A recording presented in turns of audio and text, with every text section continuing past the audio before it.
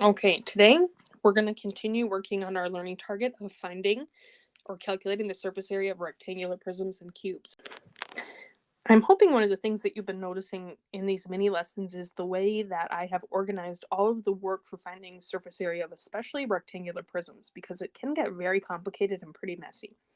When you guys are working on your practice, it is okay if you want to show that work on paper and then kind of just copy in each step into your work, or if you want to type it all out, that would probably be better. But please do not just write your final answer of surface area. That does not help me or help you in learning this skill.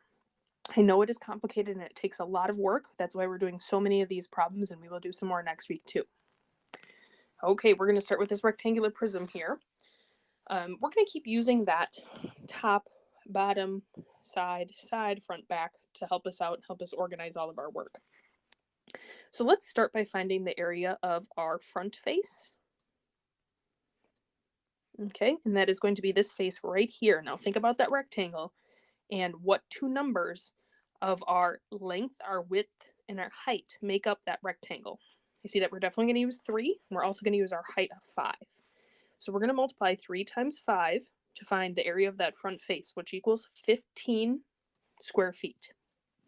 Now we can't see this because it's a solid, but the back face is going to be exactly the same. So instead of writing 3 times 5 again, I'm just going to multiply 15 times 2.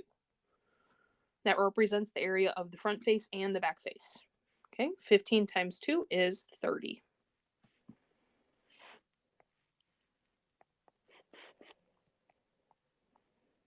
Okay, now we're going to use a different color again, and I hope this is helpful.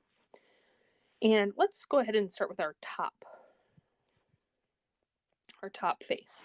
Now our top face, the way it looks on the solid, it really doesn't have any side lengths, but use what you know about rectangles. If you know this side of this rectangle is 3 feet, this side has to be 3 feet.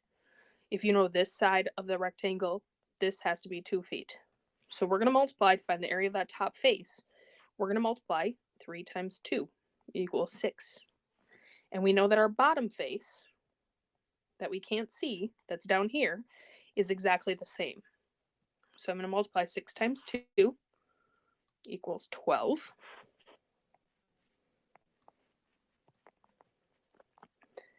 Now, I know you might be thinking these are moving pretty fast, but the cool thing about YouTube is you can always go back and rewatch parts of this, or kind of rewind it and watch parts you missed or you want to review a little bit better. Okay, lastly, we're going to find our side faces. Okay, so just colored that one in green and kind of highlighted it. I'm going to call that our right side. When you guys really get into doing this and get a lot of practice, you might find an easier way to label these, like side 1, side 2. That's okay. And I'm going to think again about what I know about rectangles. I'm going to use 2, and this other side is 5. So we're going to multiply 2 times 5 to find the area of that face. 2 times 5 equals 10. And then I know this left side over here that we can't see, but it has to be there, is exactly the same. And instead of writing out 5 times 2, I'm just going to multiply the right side times 2 to represent finding the area of that left side face too. 2 times 10 is 20. Okay, now to find our total surface area, all we need to do is add up these areas of the faces we found.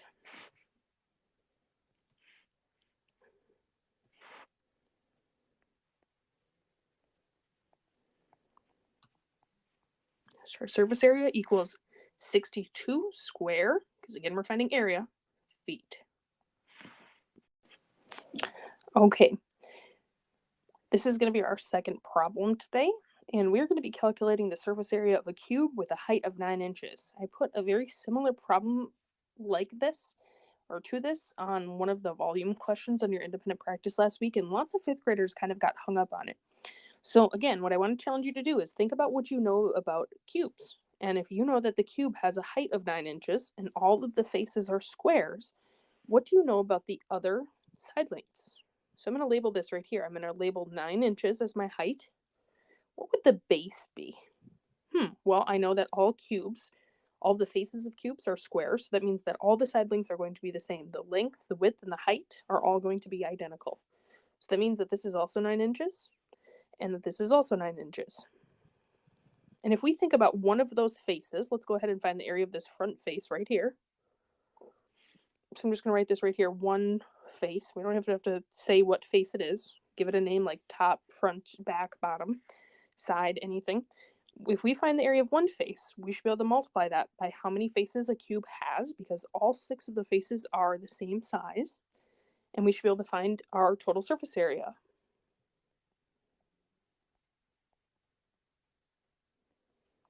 Just by knowing our height of 9 inches.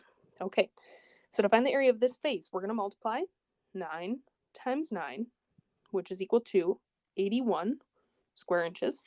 So that is the area of this face. Now think about, again, what you know about cubes. We can only see 3 of the faces here on this solid, but we know there is a back, we know there's a side, and we know there's a bottom we can't see. There's a total of 6 faces. So what we need to do is multiply one face's area by 6. I'm going to do that right here. I'm going to use the standard algorithm. 6 times 1 is 6. 6 times 8 is 48, meaning that our total area is 486 square inches. Okay, this is going to be our last surface area practice for the week, and I wanted to do this rectangular prism as our last practice because the side lengths are larger, and I want to show you guys, once you get practice with this, it doesn't mean that bigger numbers make this any more complicated or any harder, especially with all the multiplication knowledge you all have. Okay, so we're going to keep going with that same trend that we've been doing of finding the front and the back and the side and the top, and thinking about the faces we know are opposite that we might not be able to also see. So let's start with our front face. I'm going to use red first. And think about what we would use to find the area of this front face. I see we would use 7 times, and we're going to need that height side, which we don't have labeled on this front face, but I know that this part of this rectangle here is 9. That means this side also has to be 9. So we're going to end up multiplying 7 times 9. 9 times 7 is 63. Sorry, that got a little messy. And then the other face that we can't see that is exactly the same as that front face is the back face, which we can't see, but it's back here. We wouldn't be able to see in our solid unless we flipped it around. So I'm going to write right here too. I'm going to write back right underneath the front face. We would also use 9 times 7 equals 63. So instead of rewriting that and doing 63 plus 63, I'm just going to multiply that times 2. Okay. 63 times 2 is 126.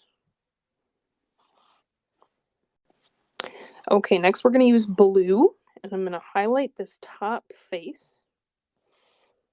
I'm going to write top here. And then even though there are no parts of our top rectangle that are labeled, if you need to like outline that, and you can even do this on your Google Doc for your independent practice, if you need to outline that rectangle to see the sides and which one of our 3 length, height, or width measures match up with that rectangle or make the sides of that rectangle, you can do that. Now I see that this bottom side of the square in the front is 7. Or not square in the front, rectangle in the front is 7. So that means this side is 7 inches. So we're going to be multiplying 7 inches times. And then we're going to use this long side here, which is 10. 7 times 10 equals 70. That is the area of that top face. And I know that even though I can't see it, there is a equal face on the bottom that is exactly the same size. And we would use 7 times 10 to find the area of that face as well. Instead, I'm just going to do 70 times 2, which I know is 140. Okay, I'm going to try and erase this quick. Maybe not. There we go. Okay, now think. We just found our top and our bottom. We have our front and our back, so that means that the only 2 sides that are left, our faces that are left, are our sides. So I'm going to label this one over here. Now, I'm just calling them left side and right side because this is on the left side of my solid.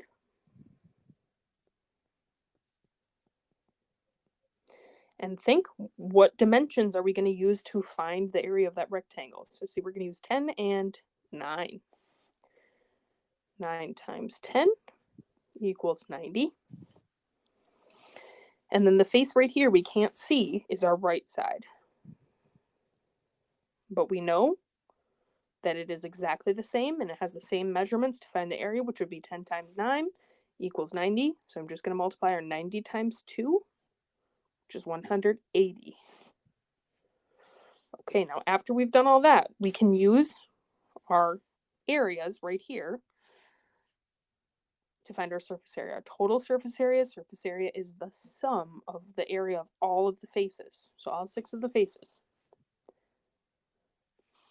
So I have 6 in my ones place, and I see I have 8 plus 2 is 10, plus 4 is 14. And then here I have 1, 2, 3, 4. So our surface area is equal to 446 square inches.